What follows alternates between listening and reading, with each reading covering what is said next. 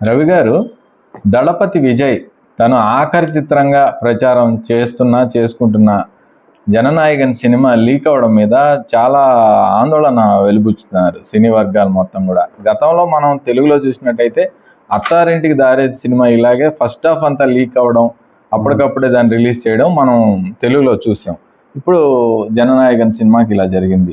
ఏంటి సార్ అసలు ఎక్కడ ఇబ్బంది ఎదురవుతుంది?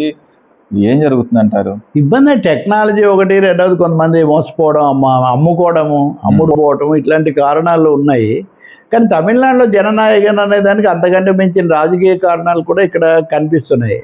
మీరు అన్నట్టుగా ఈ పైరసీ అన్నది అత్తారింటికి దారేది లీక్ తర్వాత కొంచెం రాజమౌళి సినిమాల్లో కూడా ఒకటి రెండు బయటకు వచ్చాయి. అసలు కొన్నిసార్లు ఎవరు లీక్ చేస్తున్నారు లాంటి ప్రశ్నలు కూడా కొన్నిసార్లు వస్తుండేవి. ఇప్పుడు దళపతి విజయ్ రాజకీయాల్లోకి వస్తానని ప్రకటించేశారు. ఆయన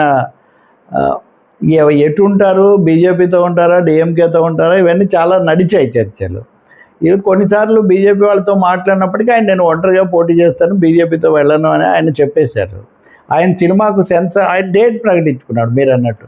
ఇప్పుడు ఎన్టీఆర్ కూడా తెలుగుదేశం ప్రకటించి ఎన్నికల ప్రచారం చేశాక హఠాత్తుగా ప్రచారం ఆపి వెళ్ళి నా దేశం సినిమా తీశారు.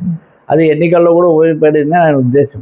సో విజయ్ కూడా ఒక వ్యూహాత్మకంగా జననాయకన్ అన్న సినిమా పేరు కూడా, తను ప్రజానాయకుడిగా తనను తను ప్రొజెక్ట్ చేసుకునే ఒక సినిమా వదిలి ప్రచారంలోకి వెళ్ళాలని ఆయన భావించారు.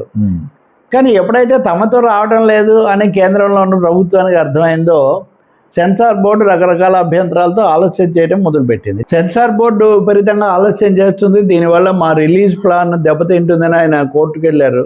వెళ్తే కోర్టు వాళ్ళ నిర్ణయం వాళ్ళు తీసుకుంటారు, మేము ఎలా చెప్తాం అన్నారు. సో అప్పటికే రాజకీయంగా కలిసి ఉన్నప్పుడు, విడిగా ఉన్నప్పుడు, వ్యతిరేకంగా ఉన్నప్పుడు ఏం జరుగుతుందని ఇలాంటి చర్చలు వచ్చాయి.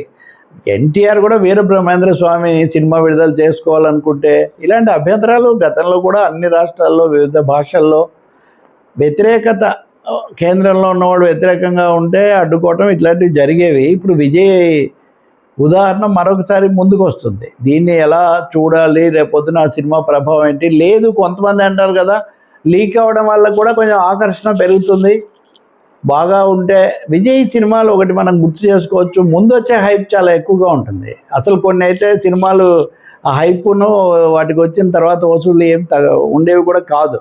అది కాలవెర్రి అని తమిళనాడులో మనం చూసినప్పుడు కానీ, లేకపోతే డిమానిటైజేషన్ మీద ఒక డైలాగ్ పెట్టినవి కానీ, అందువల్ల ఇనిషియల్ సెన్సేషన్ అన్నది కూడా తమిళ రాజకీయాల్లో ఒక ముఖ్యమైనదే.